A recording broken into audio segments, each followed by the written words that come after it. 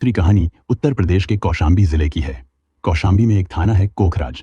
5 जुलाई को थाना कोखराज के गांव पन्नोई के पास सड़क किनारे एक लड़की की लाश मिली। जैसे ही ये खबर फैली, आसपास के लोग बड़ी संख्या में वहां जमा हो गए। लाश औंधे मुंह पड़ी थी और उसके आसपास खून फैला हुआ था, जो सूख कर काला हो गया था। किसी ने इसकी जानकारी पुलिस कंट्रोल रूम को दी। थोड़ी ही देर में पुलिस मौके पर पहुंच गई। पुलिस ने जब लाश को सीधा किया तो पता चला कि लड़की के माथे के बीचों बीच गोली मारी गई थी। गोली का बड़ा सा निशान साफ दिखाई दे रहा था। लड़की ने नीली जीन्स और गुलाबी सफेद रंग की डॉट वाली कुर्ती पहन रखी थी। उसके चेहरे और कपड़ों से लग रहा था कि वह किसी अच्छे घर की लड़की है। थाना प्रभारी की सूचना पर एसपी अशोक कुमार पांडेय भी मौके पर पहुंच गए। उन्होंने थाना प्रभारी ब्रजेश द्विवेदी के साथ मिलकर घटनास्थल और लाश की जांच की।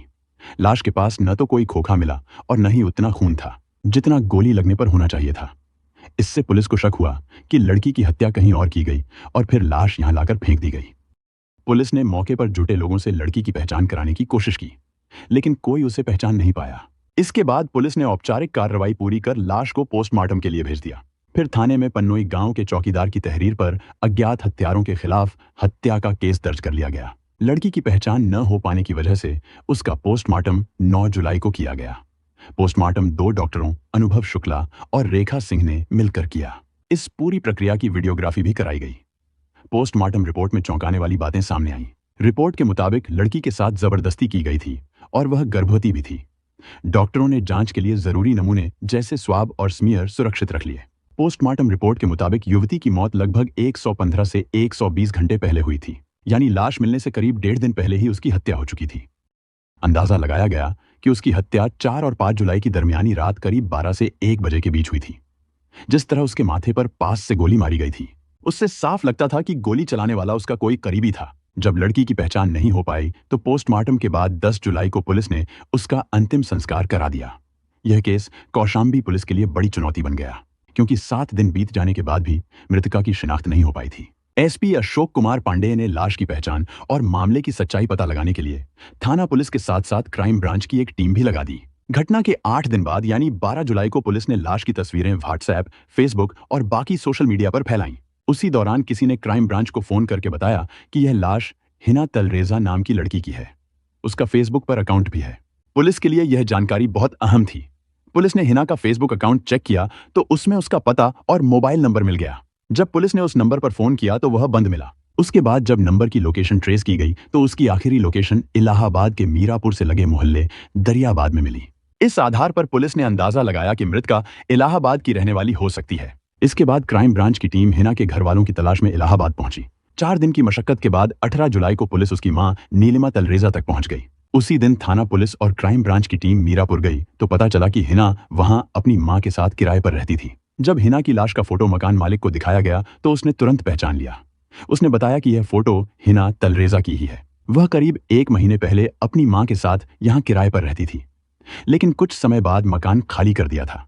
उसके पिता की पहले ही मौत हो चुकी थी। मकान मालिक यह नहीं बता सका कि मां बेटी उसके घर से निकलने के बाद कहां रहने लगी, लेकिन उसने यह जरूर बताया कि हिना सिविल लाइंस इलाके के एक हुक्का बार में काम करती थी। पुलिस वहां से सीधे उसी हुक्का बार तक पहुंची। बार की मालकिन दामिनी चावला ने भी फोटो देखकर पुष्टि कर दी कि यह हिना तलरेजा ही है। उसके अनुसार हिना खुद को पर्सनैलिटी मेकर कहती थी और इलाहाबाद के कई बारों में उसका आना जाना रहता था। उसे शराब की लत लग चुकी थी और शराब पीने के लिए वह किसी का भी निमंत्रण स्वीकार कर लेती थी। कुछ समय पहले वह एक बार में शराब पीकर बेहोश हो गई थी। तब 2 लड़कों ने उसे अपनी कार से घर छोड़ा था। दामिनी चावला के जरिए पुलिस हिना की मां तक पहुंची। वह मीरापुर में ही दूसरी जगह किराए पर रह रही थी। जब पुलिस ने उन्हें फोटो दिखाया तो बेटी की लाश देखते ही वह फूट फूट कर रो पड़ी। पुलिस ने उन्हें शांत कराया तो उन्होंने बताया कि हिना 4 जुलाई की शाम करीब 7 बजे दिल्ली जाने की बात कहकर घर से निकली थी। उसी रात उसने 10:44 और 10:45 पर अपनी 2 तस्वीरें फेसबुक पर डाली थीं। इसके बाद से उसके अकाउंट पर कोई अपडेट नहीं आया और न ही उसने मां से कोई संपर्क किया। मां को तो यही लगता रहा कि हिना दिल्ली में है। जांच आगे बढ़ाते हुए पुलिस ने हिना के मोबाइल नंबर की कॉल डिटेल्स निकलवाई। उसमें पता चला कि आखिरी बार उसने जिन 2 लोगों से बात की थी उनके नाम अदनान खान और खालिद थे। दोनों शाहगंज थाने के रहने वाले थे। पुलिस जब उनके घर पहुंची तो दोनों ही वहां से गायब मिले। इस वजह से पुलिस को उन पर शक होने लगा। पुलिस ने जब अदनान खान और खालिद के बारे में जानकारी जुटाई तो पता चला कि हिना ने फरवरी 2015 में अदनान से लव मैरिज की थी। पुलिस को इसका सबूत भी मिला, क्योंकि दोनों ने शादी न सिर्फ की थी बल्कि उसे रजिस्टर्ड भी कराया था। हिना की मां इस शादी से खुश नहीं थी और न ही अदनान के घर वाले। खालिद अदनान का दोस्त था।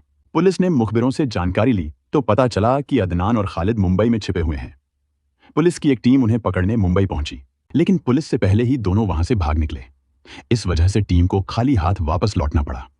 फिर 29 जुलाई की सुबह थाना प्रभारी ब्रिजेश द्विवेदी को एक मुखबिर से सूचना मिली कि अदनान और खालिद रंगीले छबीले मजार के पास देखे गए हैं। खबर मिलते ही थाना प्रभारी पुलिस बल के साथ मौके पर पहुंचे और मजार को चारों तरफ से घेर लिया। पुलिस ने जब मजार को घेरा तो वहां मौजूद 3 लड़के इधर उधर भागने लगे। उनमें से 2 तो भाग निकले, लेकिन एक पुलिस के हाथ लग गया। वह हट्टा कट्टा युवक अदनान खान निकला। उसे थाना कोखराज लाया गया। पूछताछ में उसने बिना ज्यादा घुमाए फिराए हिना की हत्या करने की बात कबूल कर ली। अदनान ने बताया कि उसने अपने 2 दोस्तों खालिद और विक्की के साथ मिलकर हिना की हत्या की थी। उसका कहना था कि हिना उसे बार बार ब्लैकमेल करती थी और उसकी जिंदगी मुश्किल बना दी थी। मजबूर होकर उसने गोली मारकर उसकी हत्या कर दी। अदनान ने पुलिस को हिना के बारे में यह कहानी सुनाई। पिता की मौत के बाद हिना ने अपना खर्च चलाने के लिए सिविल लाइंस के एक हुक्का बार में नौकरी कर ली। पुलिस के मुताबिक हिना वहां आम कर्मचारियों की तरह नहीं रहती थी। कहा जाता है कि हुक्का बार में उसका रुतबा मालिक से भी ज्यादा था। उसका पहनावा, उसका बोलने का तरीका और उसका अंदाज वहां आने वाले बड़े बड़े अमीरजादों को भी पीछे छोड़ देता था। उसकी अदाएं और ग्लैमर न सिर्फ लोगों को आकर्षित करते थे, बल्कि उन्हें उसके करीब भी ले आते थे। यही वजह थी कि हिना की दोस्ती शहर के कई रईसजादों से हो गई थी। इसी बीच अदनान खान उसकी जिंदगी में आया। अदनान 31 साल का था और एक रईस परिवार का बिगड़ा बेटा था। पुलिस के अनुसार उसके पिता अहमद खान शहर के बड़े कारोबारियों में से एक थे। अदनान पिता की कमाई दोस्तों पर उड़ाता था। खालिद और विक्की उसके खास दोस्त थे जो हर वक्त उसके साथ रहते और उसके अच्छे बुरे हर काम में उसका साथ देते थे। अदनान फेसबुक पर काफी एक्टिव रहता था। एक दिन उसने फेसबुक पर हिना की फोटो देखी तो वह उसे बहुत पसंद आ गई। जब उसने हिना का प्रोफाइल देखा तो यह जानकर खुश हुआ कि वह भी इलाहाबाद की ही रहने वाली है। प्रोफाइल में हिना का मोबाइल नंबर भी लिखा था। अदनान ने उसी नंबर पर बात की तो हिना ने बताया कि वह सिविल लाइंस के हुक्का बार में काम करती है। इसके बाद अदनान सीधे वहीं पहुंच गया। वह अपने दोस्तों के साथ हुक्का बार गया और पहली बार हिना से मिला। उसे देखते ही अदनान उस पर फिदा हो गया। इसके बाद वह रोज वहां जाने लगा। पहले दोनों में जान पहचान हुई, फिर दोस्ती हो गई। अदनान की पर्सनैलिटी अच्छी थी और वह पैसे वाले घर का बिगड़ा बेटा भी था, इसलिए हिना को भी उसमें दिलचस्पी हो गई। धीरे धीरे दोनों एक दूसरे के करीब आ गए और प्यार करने लगे। इसके बाद हिना अक्सर अदनान के साथ देखी जाने लगी। यह बात 2015 की है। जब अदनान और हिना का प्यार गहराया तो दोनों ने शादी करने का फैसला कर लिया। हिना हिंदू थी और अदनान मुसलमान। हिना की मां नीलिमा इस रिश्ते के खिलाफ थी। अदनान के घर वाले भी इस शादी के लिए तैयार नहीं थे। ऐसे में दोनों ने घर वालों की मर्जी के खिलाफ जाकर मस्जिद में निकाह कर लिया। बेटी की इस हरकत से नाराज होकर नीलिमा ने उससे बात करना ही बंद कर दिया। हिना पहले से ही खुलकर जीने वाली थी, अब और ज्यादा आजाद हो गई, क्योंकि अब उसे रोकने टोकने वाला कोई नहीं था। शादी के बाद पहला साल तो दोनों ने अच्छे से बिताया, लेकिन उसके बाद रिश्तों में खटास आने लगी। वजह यह थी कि हिना खर्च करने में बहुत आगे थी।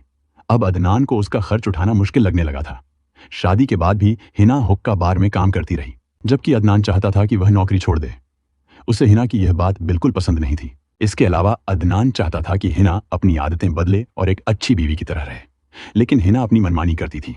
अदनान उसे रोकने की कोशिश करता और इसी बात पर दोनों में झगड़े होने लगे। धीरे धीरे उनके रिश्तों में कड़वाहट बढ़ गई। आखिरकार एक दिन दोनों के बीच इतना झगड़ा हुआ कि वे अलग रहने लगे। पति से अलग होने के बाद हिना ने शराब पीना भी शुरू कर दिया। जल्द ही उसे शराब की इतनी बुरी लत लग गई कि वह दोस्तों के साथ कभी भी कहीं भी शराब पीने चली जाती थी। यहां तक कि दोस्तों के साथ रात बिताना भी उसके लिए आम बात हो गया। हिना से अलग होने के बाद अदनान ने चुपचाप दूसरी शादी कर ली, लेकिन ऐसी बातें ज्यादा दिन छिपी नहीं रहती। जल्दी ही हिना को भी उसकी दूसरी शादी की खबर मिल गई। चूंकि दोनों का तलाक नहीं हुआ था, इसलिए हिना ने गुस्से में कोहना पुलिस चौकी में अदनान के खिलाफ शिकायत दर्ज करा दी। जब अदनान को इसकी जानकारी हुई तो उसने माफी मांगी और किसी तरह हिना को शांत कर लिया। हालांकि वह समझ गया था कि हिना इतनी आसानी से उसका पीछा नहीं छोड़ेगी। उसे पता था कि हिना उसकी दूसरी शादी को कभी स्वीकार नहीं करेगी। हुआ भी यही। हिना ने साफ कह दिया कि वह अदनान के साथ ही जीना और मरना चाहती है। अगर उसने ऐसा नहीं किया तो वह उसकी जिंदगी नरक बना देगी। हिना की इस धमकी से अदनान घबरा गया और हर वक्त परेशान रहने लगा। दूसरी शादी करके अदनान की मुसीबत और बढ़ गई थी। हिना लगातार उससे पैसों की मांग करती रहती थी और नई नई जगह घुमाने की जिद करती थी। उधर अदनान की दूसरी पत्नी को भी शक होने लगा था। उसे लगता था कि अदनान का हिना से अब भी रिश्ता चल रहा है।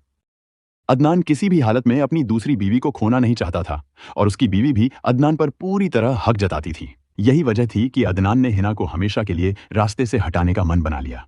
काफी सोचने के बाद उसने तय कर लिया कि हिना को खत्म कर देना ही उसका एकमात्र रास्ता है।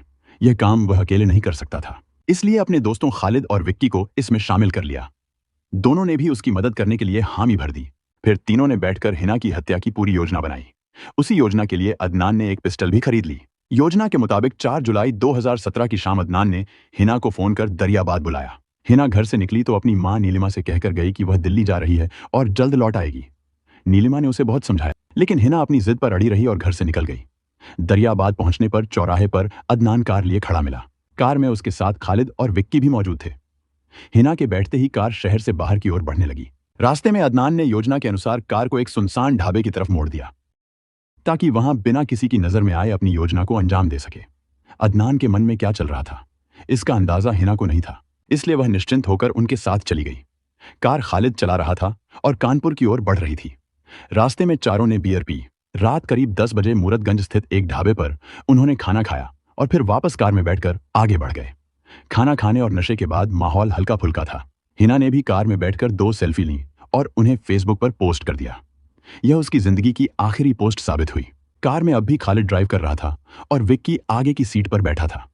पीछे की सीट पर अदनान और हिना थे। ढाबे से कुछ दूर निकलने के बाद अदनान ने हिना के सामने अपनी नीयत जाहिर की।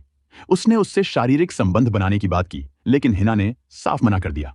हिना के इनकार से अदनान बौखला गया और उसने चलते वाहन में ही उसके साथ गलत हरकत करना शुरू कर दिया। अदनान का साथ देने में विक्की और खालिद भी पीछे नहीं रहे। दोनों ने भी बारी बारी से हिना के साथ गलत व्यवहार किया। उनकी इस हरकत से हिना बुरी तरह घबरा गई और जोर जोर से चीखने लगी। अचानक स्थिति बिगड़ते देख अदनान घबरा गया, कोई हंगामा न हो। इससे पहले ही उसने झटके में पिस्टल निकाली और सीधे हिना के माथे पर रखकर गोली चला दी। गोली लगते ही हिना वहीं ढेर हो गई, लेकिन अदनान को अभी भी डर था कि कहीं हिना जिंदा न बच जाए। यकीन करने के लिए उसने उसके गोली वाले घाव में चाकू डालकर घुमा दिया। इसके बाद हिना का पर्स और मोबाइल फोन ले लिया ताकि उसकी पहचान न हो सके। फिर तीनों ने मिलकर लाश को पास के पन्नोई गांव के पास सड़क किनारे फेंक दिया और इलाहाबाद लौट आए। उस रात अदनान ने खालिद और विक्की को अपने घर ही रोक लिया। तीनों ऐसे दिखाने की कोशिश कर रहे थे जैसे कुछ हुआ ही न हो। अगले दिन से वे रोज अखबारों में खबरें तलाशने लगे कि लाश की पहचान हुई या नहीं। 13 जुलाई को जब अखबारों में खबर छपी कि लाश की पहचान हो चुकी है, तो उनके होश उड़ गए। 14 जुलाई को घबराकर तीनों अपने अपने घर छोड़कर मुंबई भाग निकले। लेकिन लाश की पहचान होते ही कौशाम्बी पुलिस इलाहाबाद के मीरापुर पहुंच गई, जहां से हिना की जिंदगी का असली सच धीरे धीरे सामने आने लगा।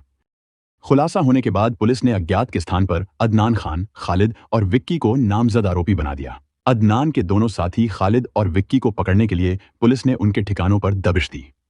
अदनान खान को पुलिस ने अदालत में पेश कर जेल भेज दिया। पुलिस ने वह कार भी बरामद कर ली जिसमें हिना की हत्या की गई थी।